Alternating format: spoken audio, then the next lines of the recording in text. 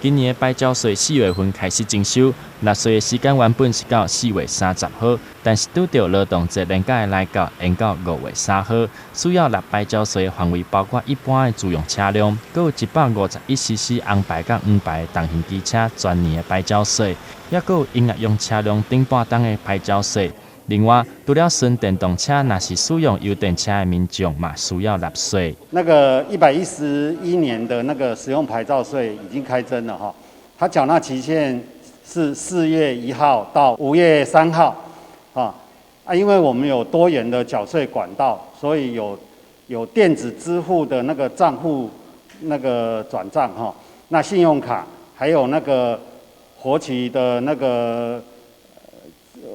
储蓄存款的那个账户的转账，另外就是晶片金融卡的那个转账，还有长期约定的那个账户转账。不过这个要2个月之前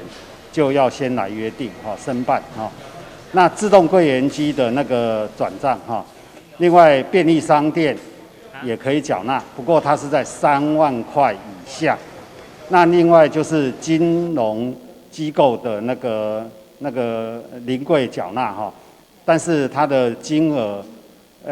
它邮局是不可以做那个缴款单的所以邮局不包括在内。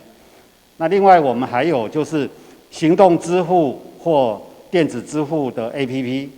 缴税另外还有行动装置那个扫描那个缴款书上面的 QR code， 另外就是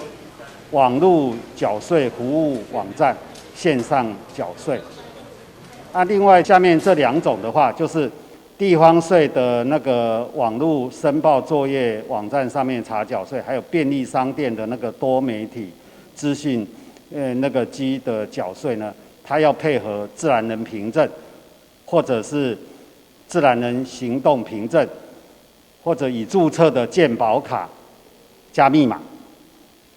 那不然就是你要用车牌号码加身份证那个字号或统一编号，那工商凭证、金融凭证，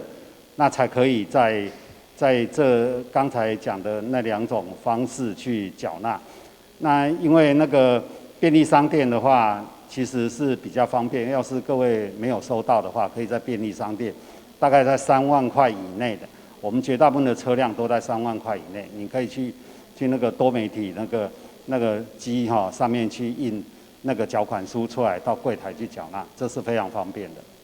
政府为着要减轻民众的负担，若是车主因为疫情影响或者是财务的困难，车主会当申请延期或者是分期来纳税，上侪会当延1档或者是分3档36期来纳税。车辆若是长时间无使用，嘛会当办理停驶或者是申请报废，按日来算爱纳的费用。台南新闻刘品言采访报道。